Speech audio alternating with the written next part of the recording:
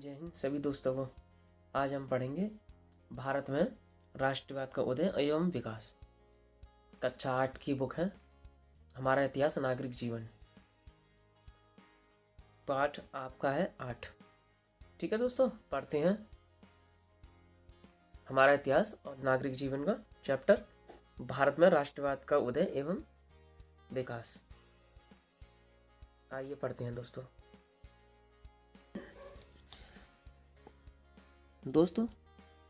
आधुनिक भारतीय राष्ट्रीय आंदोलन बुनियादी तौर पर विदेशी आधिपत्य की चुनौती के जवाब के रूप में उदित हुआ, यानी विदेशियों की आधिपत्य की चुनौतियों के रूप में उदित हुआ। जो भारतीय राष्ट्रीय आंदोलन बुनियादी जो बनाया था वो आमतौर पर विदेशी आधिपत्य की चुनौतियों के जवाब के रूप में उदित हुआ। स्वयं ब्रिटिश शासन की परिस्थितियों ने भारतीय जनता में राष्ट्रीय भावना विकसित करने में सहायता दी। जो राष्ट्रीय भावना विकसित करने में सहायता दी भारतीय जनता में। राष्ट्रीय भावना के विकास के कारण पढ़ते हैं दोस्तों। पहला क्या है? राष्ट्रीय भावना के विकास के कारण क्या क्या कारण हुआ, क्या हुआ, कौन से संप्रदाय था या समाजवादी जो शक्तियां थी, इनके बारे में पढ़ेंगे। भारत की राजनीतिक एकता। सरकारी शासन में एक सी अधीनता, एक सी समस्या। ये मान लो कि एक जैसी तो अधीनता थी, एक जैसी कानून समस्याएं एक ही जैसी थी। अंग्रेजी शासन में एक सी अधीनता, एक सी समस्या, एक से कानून ने भारत को एक से सांचे में ढालना आरंभ कर दिया। साम्राज्यवादी शक्तियों द्वारा देश में जो थी भारत में सांप्रदायिकता, क्षेत्रीय तथा भाषी जो भाषा थी, अंग्रेजी भाषा, हिंदी भाषाएं, भाषाई विरोध के बीज बोने के बावजूद अखिल भारतीय भावना पनपी। जो साम्राज्यवादी शक्तियां द्वारा देश में सांप्रदायिकता, क्षेत्रीय तथा भाषाई विरोधी के बीज बोने के बावजूद अखिल भारतीय भावना पनपी। इसके वैचारिक एवं भावात्मक एकता को बढ़ावा दिया। इसमें क्या था दोस्तों? भारत की राजनीतिक एकता। तो किस चीज को बढ़ावा दिया? सांप्रदायिक शक्तियों द्वारा देश की सांप्रदायिकता है ना, क्षेत्र में भाषाई विरोधी, इसके बीज बोए अखिल भारतीय भावना पनपी। इनके वैचारिक एवं भावात्मक एकता को बढ़ावा दिया। तीव्र परिवहन क्या है दोस्तों? वास्तव में प्रशासनिक सुविधाएं सैनिक रक्षा के उद्देश्य से आर्थिक व्यापार तथा व्यापारिक शोषण की बातों को ध्यान में रखते हुए ही परिवहन के तीव्र साधनों की योजनाएं बनी। पक्के मार्गों का एक जाल बिछाया गया। एक जाल जो था वो बिछ गया पक्के मार्गों का। इसके प्रांत एक दूसरे से तथा गांव बड़े बड़े नगरों से जुड़ गए। देश को एकता में बांधने वाला सबसे बड़ा साधन रेल थी। तीव्र परिवहन कौन से थी दोस्तों? सबसे बड़ा रेल, जिसने बड़े बड़े जो मार्ग थे वो जोड़ दिए, बड़े बड़े गांव नगर थे वो जोड़ दिए इस परिवहन ने। ये पूरे पक्के मार्गों का एक जाल बिछ गया।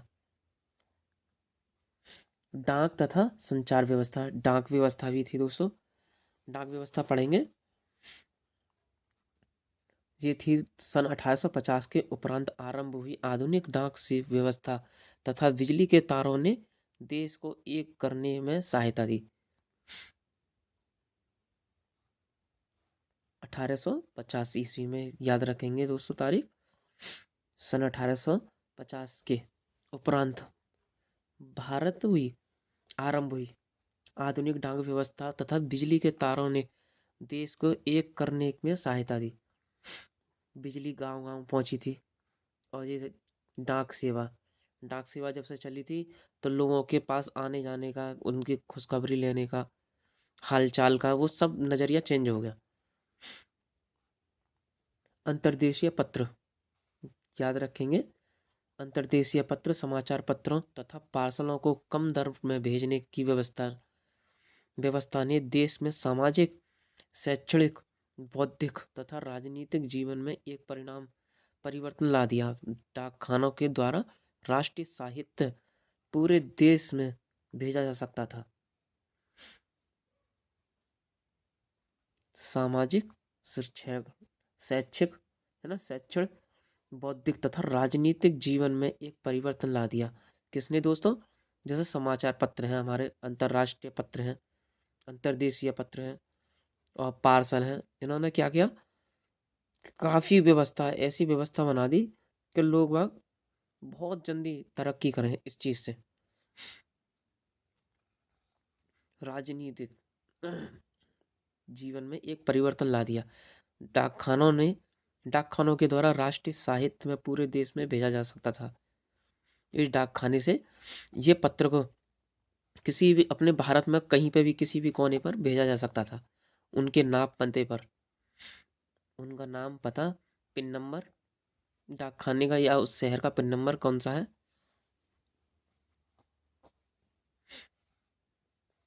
संदेशों के शीघ्र भेजने में बिजली के तारों ने क्रांति ला दी।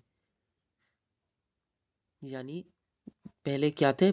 अब पहले तार थे, पत्र चलते थे, है ना। फिर क्या चला? टेलीफोन। टेलीफोन से क्या है दोस्तों कि तार, है ना, तार जुड़े रहते हैं टेलीफोन से, वो जमीनों में वो सीधे काफ़ी दूर फैले हुए पूरे भारत में। अब तो मोबाइल चल गए हैं, पहले तार थे जिनको हम आधुनिक संचार साधन कहते हैं। जैसे आप पहले टेलीफोन कर लेते थे, तार भेजते थे, फिर टेलीफोन कर लेते थे, तो या हाल चाल, खुशखबरी उनसे मिल जाती थी। जी थी बिजली के तारों जैसी आधुनिक संचार साधनों से भारत के भिन्न भिन्न भागों में रहने वाले लोगों को एक दूसरे के संबंध बनाए रखने में सहायता मिली, जिससे राष्ट्रवाद को बढ़ावा मिला, है ना। ये राष्ट्रवाद है। और भी जानेंगे राष्ट्रवाद के बारे में दोस्तों। नए बुद्धिजीवी वर्ग ये क्या है दोस्तों? नए बुद्धिजीवी लोग प्राय कनिष्ठ प्रशासन, वकील, डॉक्टर, अध्यापक इत्यादि थे। इनमें से कुछ लोग इंग्लैंड में भी शिक्षा प्राप्त कर चुके थे। इन्होंने वहाँ इन राजनीतिक संस्थाओं की व्यवस्था भी देखी थी। इन्होंने क्या देखा था? जैसे यहाँ के जो वकील थे, जो विदेश पढ़ने गए थे, कि वहाँ की इंग्लैंड में कैसी शिक्षा है, कैसी व्यवस्था है, उन्होंने वहाँ देखी थी। और राजनीतिक कैसी होती है, कैसी व्यवस्था होती है राजनीतिक में, ये लोग वहाँ गए, वहाँ देखे थे, उन्होंने पढ़े भी थे। वहाँ पर काफ़ी लोग इंग्लैंड में पढ़ने आते थे। यूपीएससी की पढ़ाई भी दोस्तों पहले सिविल सेवा सर्विस की इंग्लैंड में ही होती थी, और वो इंग्लिश में ही होती थी। उन्होंने वहाँ इन राजनीतिक संस्थाओं की व्यवस्था भी देखी थी। यहाँ लौटने पर उन्हें यह अनुभव हुआ कि उनके मौलिक अधिकार शून्य के बराबर है और वातावरण में दस्ता है। अंग्रेजी दोस्तों, अंग्रेजी पढ़े लिखे बुद्धिजीवी वर्ग अपने राजनीतिक पत्रकारों से परिचित थे अधिकारों से परिचित थे। उन्होंने अनुभव किया कि सन 1833 के चार्ट एक्ट तथा रानी विक्टोरिया की सन 1858 में की गई घोषणा में दिए गए वचनों के बावजूद ऊंचे ऊंचे पदों के द्वारा भारतीयों के लिए बंद ही थे। जब उन्होंने घोषणा की थी रानी विक्टोरिया ने, क्या कोई भी वो कर सकता है, भारतीय हो या कोई भी हो, लेकिन उसकी कुछ शर्तें थी रानी विक्टोरिया ने जो डाली थी, जो सिविल सेवा की थी। समझ गए? पढ़ते हैं दोस्तों। और 1858 की गई घोषणा में दिए गए वचनों के बावजूद ऊंचे ऊंचे पदों के द्वारा भारतीयों के लिए बंद ही थे। यही लोग नवोदित राजनीतिक असंतोष के केंद्र बिंदु बने तथा भारतीय राजनीतिक संस्थाओं के नेतृत्व प्रदान किया। अब पढ़ते हैं दोस्तों अंग्रेजी भाषा। भारत के विभिन्न क्षेत्रों में स्थानीय बोलियों का प्रचलन है। हमारे देश में, भारत में दोस्तों, कम से कम ज़्यादा नहीं, 50-60 करीब भाषाएं बोली जाती हैं। हमारे भारत में ही बता रहे हूँ। भारत के विभिन्न क्षेत्रों में स्थानीय बोलियों का प्रचलन है। विभिन्न भाषाई क्षेत्रों में मध्य अंग्रेजी ने एक संपर्क भाषा की भूमिका का निर्वहन किया, जिसमें कश्मीर से दक्षिणी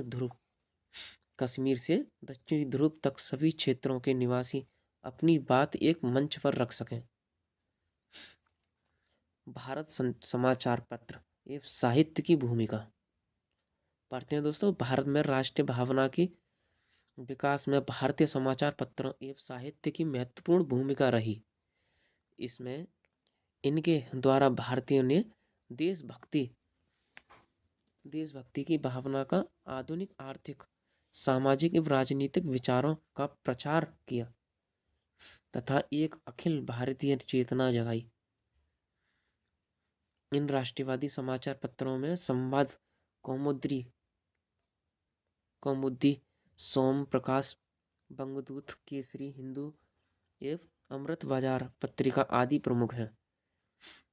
कौन कौन से समाचार पत्र थे दोस्तों? संवाद कौमुदी, सोम प्रकाश, बंगदूत, केसरी हिंदू, अवधा हिंदू हो गया, हिंदू एवं अमृत बाजार। कौन सा? अमृत बाजार पत्रिका आदि प्रमुख हैं। इसी प्रकार साहित्य रचनाओं में आनंद मठ, भारत दूरदर्शन, गीतांजलि आदि ने राष्ट्रीय भावना जगाने में महत्वपूर्ण भूमिका निभाई। भारतीय समाचार पत्र की कौन कौन सी भूमिका थी दोस्तों? कौन कौन से थे आपके? मैं दोबारा पढ़ देता हूँ। संवाद कौमुदी, सोम प्रकाश, बंगदूत, केसरी हिंदू और अमृत बाजार। केसरी जी हिंदू एवं अमृत बाजार, ये पत्रिकाएं थी दोस्तों। इसी प्रकार साहित्य रचनाओं में आनंद मठ, भारत दूरदशा, गीतांजलि आदि ने राष्ट्रीय भावना जगाने में महत्वपूर्ण भूमिका निभाई। अंग्रेज शासन का नस्लीय दंभ, अंग्रेज थे दोस्तों, अंग्रेज शासकों का नस्लीय दंभ भारत में राष्ट्रीय भावना के विकास का एक महत्वपूर्ण कारण अंग्रेजों की जातीय श्रेष्ठता का दंभ था। भारतीय यूरोपीय लोगों के क्लबों में नहीं जा सकते थे। जो भारतीय थे वो यूरोपीय लोगों के क्लब में नहीं जा सकते थे, क्योंकि उनका परमिशन नहीं थी, वो जाने भी नहीं देते थे। वो खाली ओनली अंग्रेज जा सकते थे, यूरोपियन, इंडियन को अलाउ नहीं था। और उन्हें गाड़ी के उस डिब्बे में यात्रा की अनुमति नहीं थी जिसमें यूरोपियन यात्री जा रहे हों। एक बार गांधी जी जब आ रहे थे तो उनको ट्रेन से उतार दिया था धक्के मारकर। क्यों? क्योंकि वहां उसमें सब ये इंग्लैंड वासी थे, तो गांधी जी को धक्के मारकर बाहर निकाल दिया था ट्रेन से। ये अंग्रेजों ने किया था गांधी जी के साथ में। आर्थिक राष्ट्रवाद पढ़ेंगे दोस्तों। अंग्रेजों जी के पक्षपातपूर्ण आर्थिक एवं राजस्व नीति के प्रतिक्रिया के रूप में भारत में राष्ट्रवाद का उदय हुआ। जब भारत के लोग जागे, है ना, जो पक्षपात कर रहे थे अंग्रेज जो है, फिर भारत में जो राष्ट्रवाद जागा। फिर देखते हैं क्या हुआ दोस्तों। 19वीं शताब्दी के पूर्वार्ध में इंग्लैंड औद्योगिक क्रांति का नेता था और उसे अपने सस्ते कच्चे माल तथा तैयार माल के लिए एक मंडी चाहिए थी। भारत की सभी आर्थिक नीतियां, कृषि, उद्योग, वित्त, शुल्क, विदेशी पूंजी निवेश, विदेशी व्यापार, बैंक व्यवसाय इत्यादि। अंग्रेजी अर्थव्यवस्था को बनाए रखने के लिए गठित की गई। क्या क्या गठित की गई दोस्तों? ये कौन कौन सी नीतियाँ थी? भारत की सभी आर्थिक नीतियाँ, कृषि, याद रखेंगे दोस्तों, ये आता है कृषि उद्योग, ये कृषि है, उद्योग है, वित्त शुल्क, विदेशी पूंजी निवेश, विदेशी व्यापार, बैंक व्यवसाय, बैंक से जैसे ऋण लेना है ना, लोन लेना जैसा। अंग्रेजी अर्थव्यवस्था को बनाए रखने के लिए गठित की गई। जब कभी भी भारतीय विकास तथा अंग्रेजी हितों में टकराव होता था तो बलि सदैव भारतीय हितों की होती थी।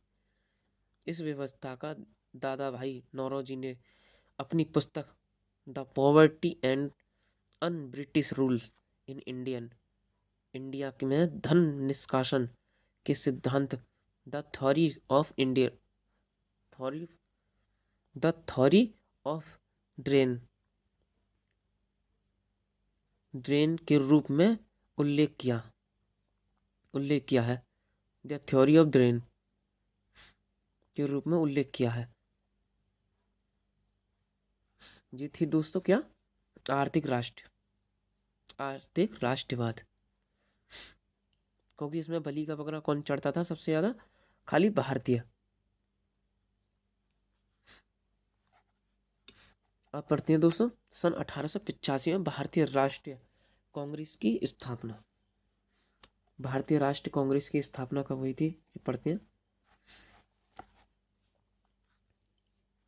1885 से भारत के इतिहास में एक नया युग आरंभ हुआ। उस वर्ष भारतीय राष्ट्रीय कांग्रेस के नाम से एक अखिल भारतीय राजनीतिक संस्थान का जन्म हुआ। इस राष्ट्रीय कांग्रेस के निम्न प्रमुख अवस्थाएं दृष्टिगोचर होती हैं। 1885 से 1919 ईस्वी के पहले चरण। 1885 से 1919 के पहले चरण में भारतीय राष्ट्रीय कांग्रेस के अध्यक्ष स्पष्ट तथा संदिग्ध थे। यह आंदोलन केवल शिक्षित मध्यवर्गीय, जो शिक्षित थे, जो पढ़े लिखे थे दोस्तों, शिक्षित मध्यवर्गीय बुद्धिजीवी वर्ग की सहमति सीमित था।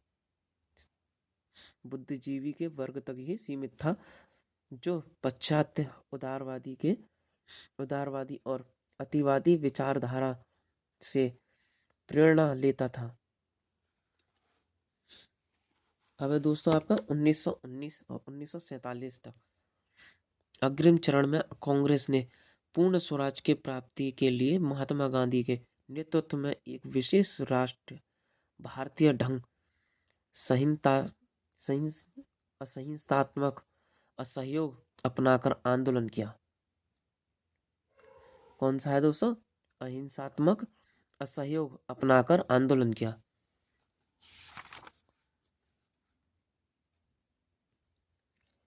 दोस्तों, भारतीय राष्ट्र कांग्रेस की स्थापना के अग्रिम भूमिका श्री एलन एक्टेवियन ह्यूम यानी एओ ह्यूम नामक अवकाश प्राप्त अधिकारी की रही। क्या नाम था उनका? Allan Octavian Hume. इनको शॉर्टकट में कहते हैं एओ ह्यूम नामक अवकाश प्राप्ति अधिकारी की रही। वे उदारवादी अंग्रेज थे। कौन से थे दोस्तों? उदारवादी अंग्रेज। कांग्रेस के प्रथम अधिवेशन में सम्मिलित होने वाले प्रमुख भारतीय नेता कौन से थे? दादा भाई नौरोजी, काशीनाथ, फिरोज शाह मेहता, एस सुब्रमण्यम अय्यर, पी आनंद गोपाल गणेश आगरकर और सुरेंद्रनाथ बनर्जी थे। ये याद रखेंगे दोस्तों, कौन कौन से आपके जो कांग्रेस के अधिवेशन में सम्मिलित होने वाले प्रमुख भारतीय: दादा भाई नौरोजी, काशीनाथ, फिरोज शाह मेहता, एस सुब्रमण्यम अय्यर, पी आनंद गोपाल गणेश आगरकर और सुरेंद्रनाथ बनर्जी। याद रखेंगे। विमेश चंद्र बनर्जी इस अधिवेशन के अध्यक्ष थे। ये चित्र है दोस्तों, ये कांग्रेस के प्रथम अधिवेशन मुंबई जो 1885 ईस्वी में लिया गया चित्र, ये वाला चित्र।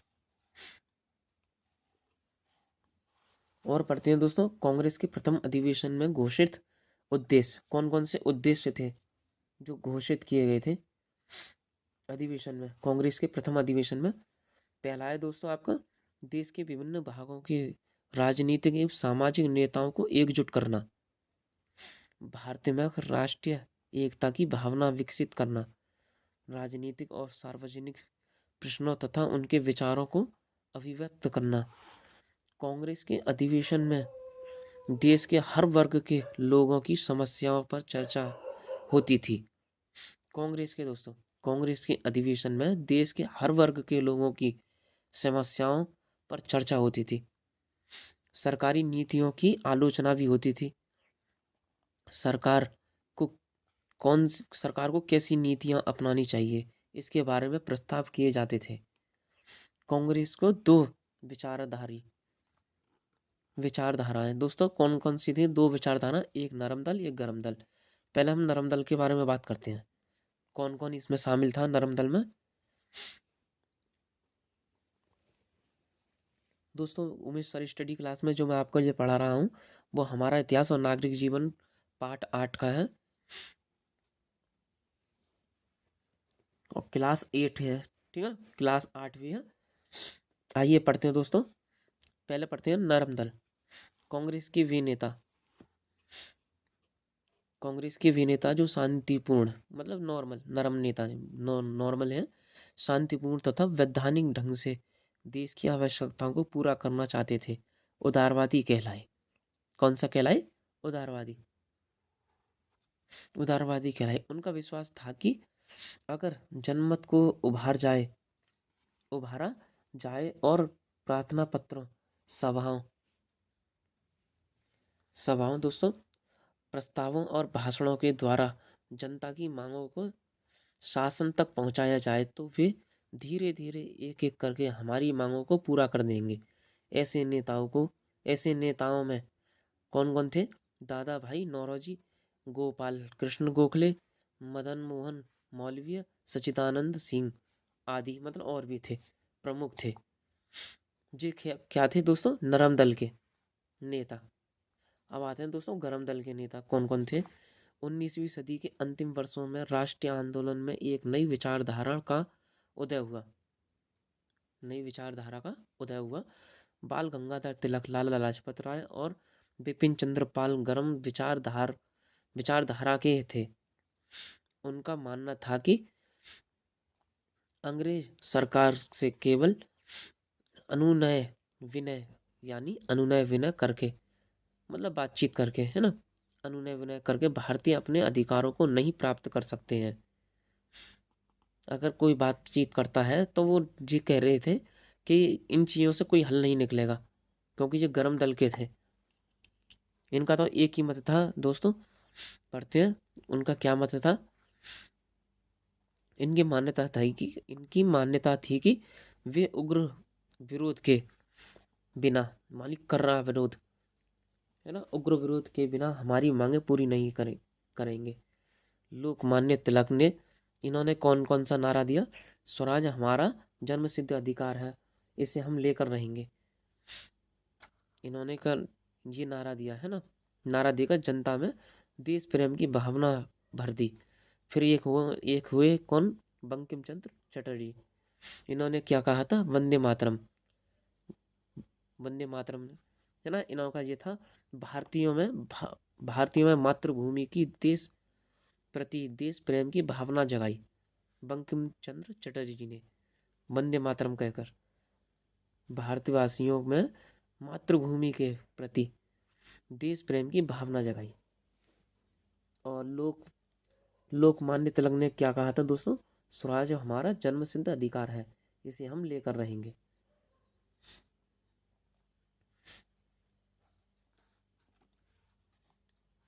अभी एक है दोस्तों, एक आंदोलन था बंग और एक भंग। पढ़ते हैं दोस्तों इसके बारे में भी। तेजी से बढ़ते हुए तेजी से बढ़ते राष्ट्रीय आंदोलन को प्रभाव कम करने के लिए तत्कालीन गवर्नर, कौन से गवर्नर थे?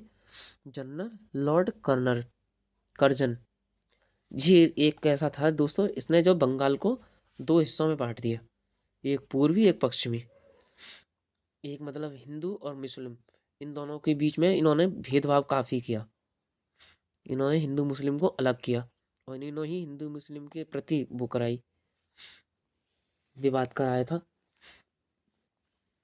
तो पढ़ते हैं दोस्तों इनके। लॉर्ड कर्जन ने बंगाल को 1905, याद रखेंगे 1905 में दो भागों में विभाजित कर दिया। अंग्रेजों ने विभाजन के कारण बढ़िया प्रशासन व्यवस्था प्रदान करना बताया। अंग्रेजों ने कि हमने जो व्यवस्था प्रशासन किया है, विभाजन किया है, वो बढ़िया किया है, परंतु वास्तविक कारण में हिंदू व मुस्लिम लोगों में फूट डालना था। किस किस में? मैंने अभी बताया दोस्तों, हिंदू और मुस्लिम लोगों में फूट डालना था। इन लोगों ने, जो अंग्रेजों ने जो फूट आज तक जो चली आ रही है हिंदू मुस्लिम में, वो खाली मुस्लिम की जिनकी वजह से है, बस खाली अंग्रेजों की वजह से ही थी। ब्रिटिश सरकार ने बंगाल प्रेसिडेंसी यानी प्रांत को दो हिस्सों में बांट दिया।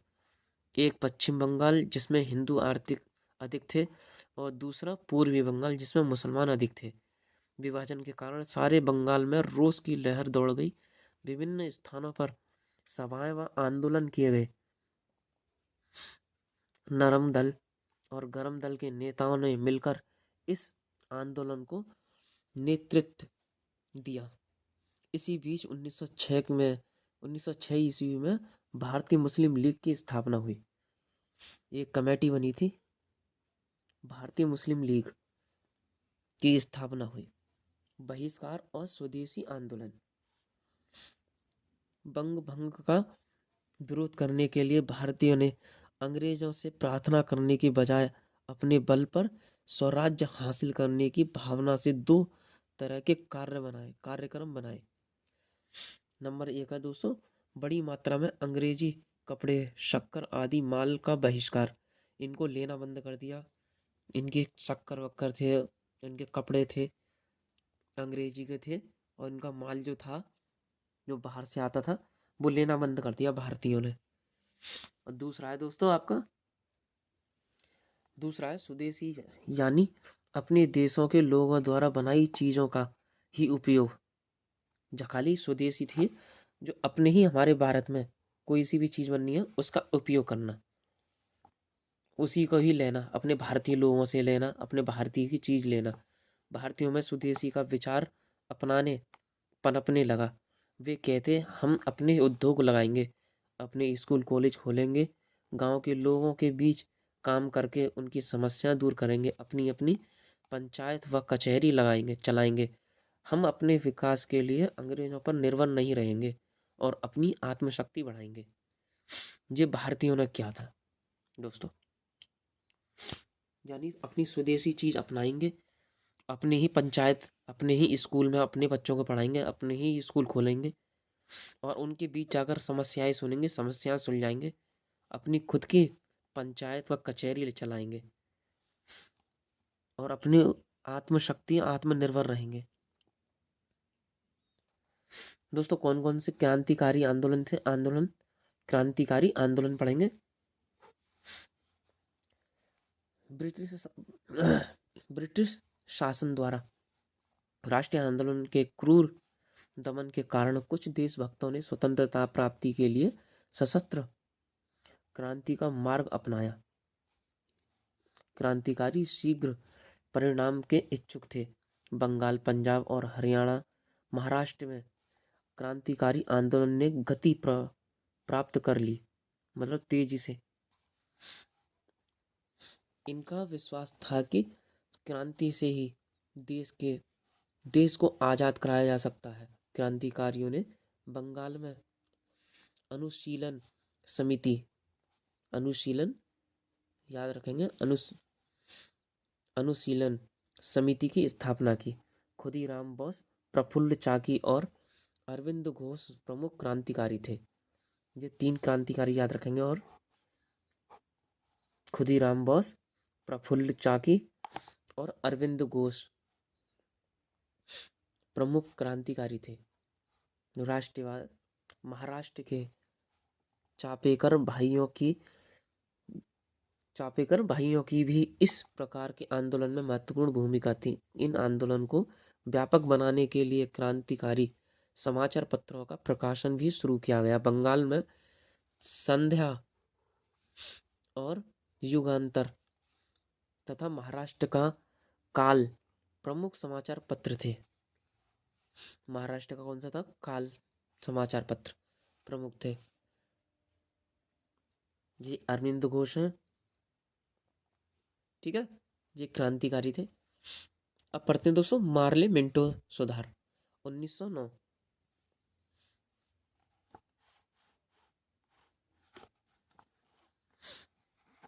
1909 ईस्वी में ब्रिटिश सरकार ने भारतीयों को संतुष्ट करने के लिए नई सुधार की घोषणा की। 1909 में जो ब्रिटिश सरकार थी उन्होंने क्या किया था कि जो हमारी चीज़ें यूज नहीं कर रहे हैं, कपड़े वपड़े हैं, हमारे जो बाहर से खाना पीना आता है ना, जो हमने जो बनाए थे कानून ना उनका ढंग तरह से प्रयोग कर रहे हैं, तो इन्होंने इनको रिझाने के लिए, मनाने के लिए भारतीयों को, तो इन्होंने क्या कहा, अपने कानून में सुधार किए। भारत में काउंसिलिंग के सदस्यों की संख्या 16 से बढ़ाकर 60 कर दी। काउंसिलिंग मुस्लिमों के लिए सीट आरक्षित करके उनका पृथक निर्वाचन करने की व्यवस्था की गई, किंतु इससे भारतीयों में असंतोष कम नहीं हुआ। सन 1911 में ब्रिटिश सम्राट जॉर्ज पंचम जब दिल्ली आए तब उन्होंने बंग भंग को रद्द कर पुनः बंगाल को एक करके कलकत्ता के स्थान पर दिल्ली को यहाँ की राजधानी भी बना दिया। पहले क्या था? कलकत्ता राजधानी थी, फिर क्या था? दिल्ली राजधानी बनाया। लेकिन इससे भी राष्ट्रवादी संतुष्ट नहीं हुए। गदर पार्टी दोस्तों, गदर पार्टी क्या थी जानने की कोशिश करेंगे दोस्तों। युद्ध काल में बंगाल, महाराष्ट्र तथा उत्तर भारत के अनेक क्षेत्रों में सशस्त्र राष्ट्रवादी विद्रोह की घोषणा तैयार होने लगी। भारत के बाहर अमेरिकी और कनाडा में बसे भारतीय देशभक्तों ने 1913 ईस्वी में गदर पार्टी की स्थापना की। दोस्तों क्वेश्चन आएगा गदर पार्टी की स्थापना कब हुई थी, तो आप बताइए। 1913 ईस्वी में गदर पार्टी की स्थापना हुई थी। इस पार्टी के प्रमुख नेता लाला हरदयाल थे। कौन थे? ये लाला हरदयाल इस पार्टी के प्रमुख नेता। इस दल के अन्य प्रमुख सदस्यों में रास बिहारी बोस यानी ये हैं आपके, और राजा महेंद्र प्रताप, बरकत अल्लाह। ये राजा महेंद्र प्रताप हैं, जो अलीगढ़ के वो थे, राजा थे, जिन्होंने एएमयू यूनिवर्सिटी की जगह दान में दी थी। राजा महेंद्र प्रताप सिंह हैं।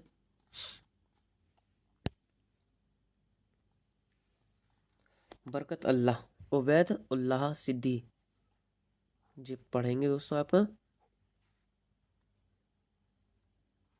बरकत अल्लाह, उबैद अल्लाह सिंधी, भगवान सिंह तथा सोहन सिंह भखना अधिक सक्रिय थे। गदर पार्टी की ओर से एक सामाजिक पत्र गदर नाम से प्रकाशित होता था। एक अलग ही इनका पत्र बनता था जिसका नाम था गदर, एक अलग छपता था। इनके मुख पृष्ठ पर लिखा रहता था, अंग्रेजी राज का दुश्मन, होम रूल आंदोलन। दोस्तों ये कब हुआ? 1914 ईस्वी में प्रथम विश्व युद्ध आरंभ हो गया। इंग्लैंड ने युद्ध में लड़ने के लिए भारतीय जनता और भारतीय साधनों का पूर्ण उपयोग किया। भारतीयों को बहुत बड़ी संख्या में सेना में भर्ती किया गया। ब्रिटिश सरकार ने करोड़ों रुपए भारत से ले जाकर युद्ध में खर्च किए। जो ब्रिटिश सरकार ने दोस्तों भारतीयों के पैसों से, लेकिन भारतीय लोग ये जानते थे कि प्रथम युद्ध में अगर हम जीत जाएंगे या प्रथम युद्ध के बाद हम आज़ाद, ये हमें आज़ाद कर देंगे, लेकिन ऐसा बिल्कुल भी नहीं हुआ। उन्होंने ना आज़ाद किया भारतीयों को, ना देश को आज़ाद किया, और ना ही लगान फगान कुछ नहीं, कुछ माफ़ नहीं किया। और पढ़ते हैं दोस्तों, युद्ध काल में भारत के कुछ राष्ट्रीय नेता इंग्लैंड की मदद करने के पक्ष में थे। वे आशा करते थे कि इस मदद के बदले में इंग्लैंड की सरकार भारत को स्वशासन की दिशा में कुछ सुविधाएं घोषित करेगी।